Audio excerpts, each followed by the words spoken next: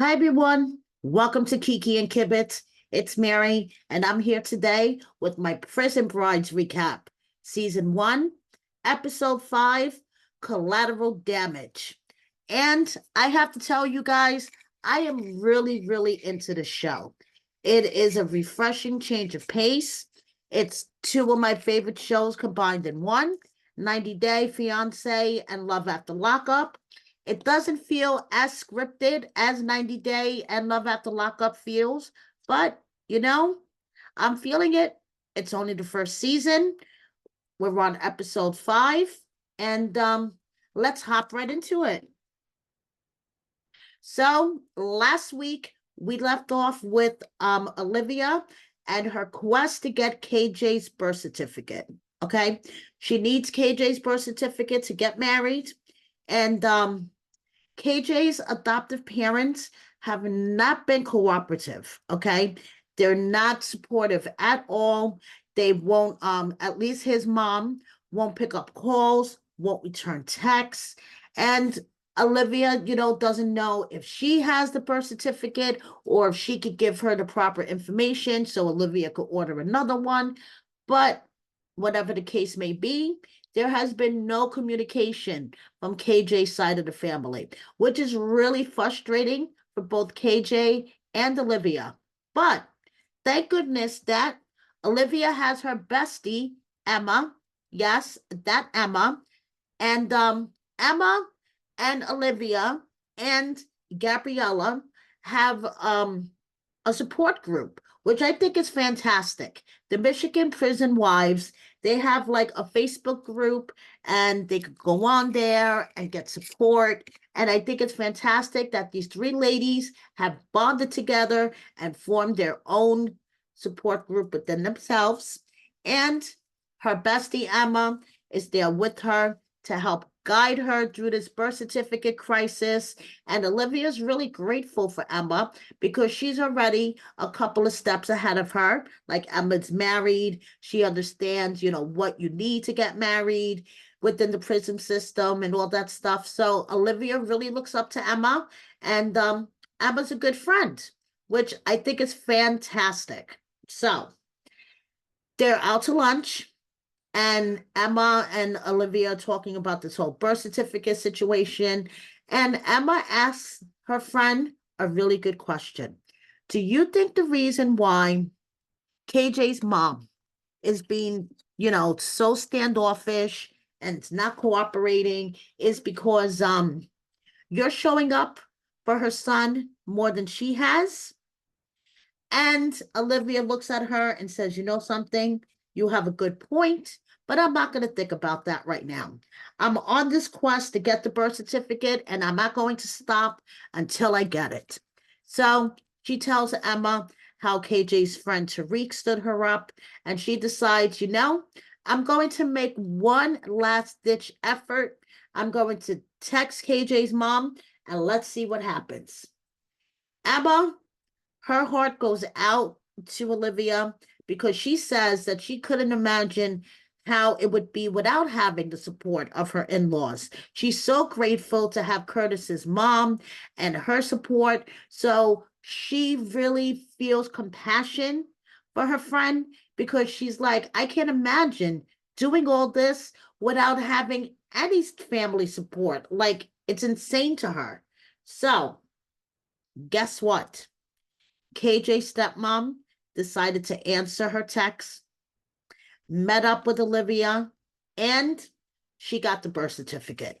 She got the birth certificate and she is clutching it like, I am never ever letting this go. This thing is gold plated, diamond dusted, platinum encrusted. I am never ever letting this thing go.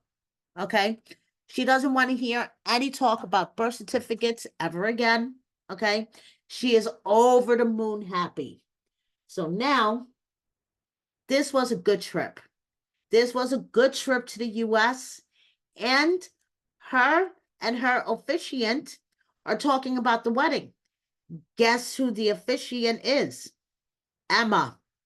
Emma got herself certified to be an officiant at these weddings because one, she knows how difficult it could be to get an officiant for a prison wedding, and two, how damn expensive it is. So she decided, let me look, let me see what it takes to become an officiant. It was an online course. She took it and boom, she's certified to do these weddings for her Michigan prison wives, which I was just like, something, Emma, you know, stepping it up, showing compassion, empathy, and actually being hands on to help these other women that are in the same shoes you are. You go, girl. You go, girl. I really loved all that. Okay. Two things I found highly amusing with Olivia's segment before I wrap up her segment. One, KJ called while she was filming, and he was like, I am deprived. I need sex. And secondly, I found it highly amusing how both Emma and Olivia could recite that message in the beginning of the phone calls, that when people get phone calls from inside prison and they go, let me see here. If you feel victimized or extorted by the prisoner making this call, please feel free to contact GTL customer service. To accept this call, press 0. They could both recite that, and I find that highly amusing. Okay, so now moving on, we have Jessica and Craig is coming home to a birthday / welcome home party, and he is just trying to absorb all of this. Okay, so he walks into his new house and he is like, wow, this is like great. Like, she has decorated balloons. There's a table with food and goodies and a chair full of gifts. And he was so cute taking his gifts, kind of like a kid on Christmas that shakes them to see what's going on. Yeah. But there's a new warden in town, though, because don't leave the wrapping paper on the floor. Jessica has a little bag you can put it in. So make sure you pick up your mess, Craig, okay? Because Jessica's not going to be picking up your dirty socks, okay? So she's worked 6 months really, really hard to make this house a home, and she succeeded, okay? Because that house is a home for Craig, okay? And he better not fuck it up, or I'm going to personally reach through my laptop and shake him. So he's reuniting with his family. He has a big smile on his face, okay? Micah, his sister, says having him around feels weird. Someone was like, your brother, and she was like, where? Oh yeah, he's right there. And I can imagine, because he's been locked up for 10 years, and now someone's going, oh, your brother, and you're like, my brother's locked up. Oh no, wait a minute, my brother's right here. So I can imagine the weird feeling. So their first night together was okay. They were both exhausted, okay? So they fell asleep. I don't think there was any boom boom involved, okay? But for both of them, it was fine. Craig was perfectly happy sleeping next to Jessica for the first time. The body heat kept him happy, and Jessica's just happy to have her man there. There's plenty of time for boom boom. So, moving on, we have Andrea and Cage. Okay. Now, after meeting Cage on tonight's episode, I kind of get why Andrea's like all head over heels in love with him. But the way she's treating her parents and calling them collateral damage, yeah, that's where the title of this episode comes from. Andrea, honey, please, okay? I get it. Cage is really, really cute. I get it. And like he said, when you're in jail, all you have is time and to talk, you know?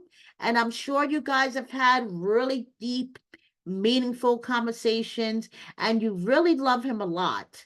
But please do not Call your parents collateral damage and say you will cut them off in a hot second if they don't accept your marriage to Cage and this whole relationship with Cage.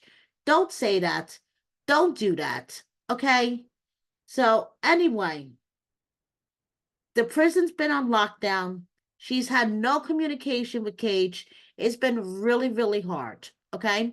But now she gets the call from Wendy, her officiant, that the lockdown is over and she could finally go to the chapel and get married.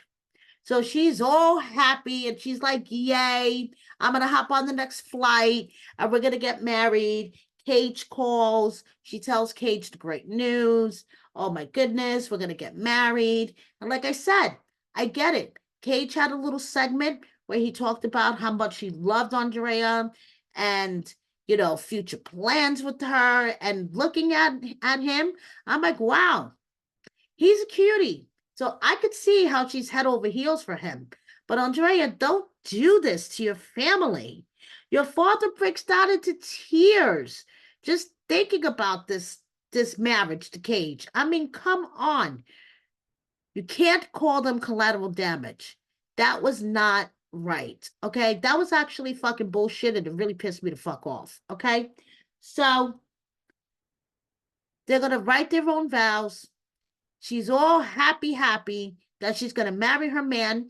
And she tells her parents, she's like, guess what? I have great news. The lockdown is over and I'm going to marry my man. And her mother makes a last ditch effort to try to convince her otherwise. And that's when she looked at her mother dead in her face and basically said, I don't care what you guys say or think. You guys are collateral damage. I was like, what the actual fuck? I bet you Cage wouldn't like the fact that you told your mother that she was collateral damage. I mean, Andrea, you're going a little overboard here, okay? I mean, I get it. I don't need anybody but him. I love him. He's my whole life. Girl, he's serving 50 years. He got 40 left. Girl, I think you're going overboard. But that's just my opinion. Okay. So anyway, finally, we have Savea and Joseph. And Joseph is realizing that real life is tough. After serving 11 years, real life outside of the hotel room is tough. Okay. Savea's back home in Germany. She has a house. She has a car. And she has a horse. Yeah, she has a horse. Okay. She has a lot of things to keep her busy. Oh, by the way, she has a kid too. Did you guys know that? I bet you didn't. But I'm gonna get into that in a minute. But Joseph, he's on the job search. Okay. He's calling places. He's like Red on Love After Lockup. Hi, my name is Joseph Whitaker. I submitted a application. Could you give me a call when you have a chance? Hi, my name is Joseph Whitaker. I submitted a application. Please give me a call when you get a chance. He's realizing being a felon and trying to get a job, it's kind of hard. Okay. Savea calls him. Savea's like, hi, honey. How are you? And he's like, job searching out here, honey. It ain't no joke.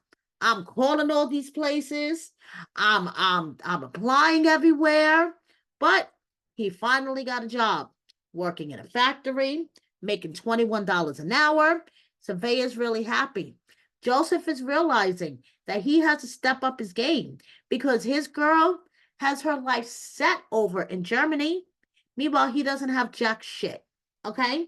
Now, Savea, okay, she tells us in this episode that she knows Joseph really wants to get married, okay?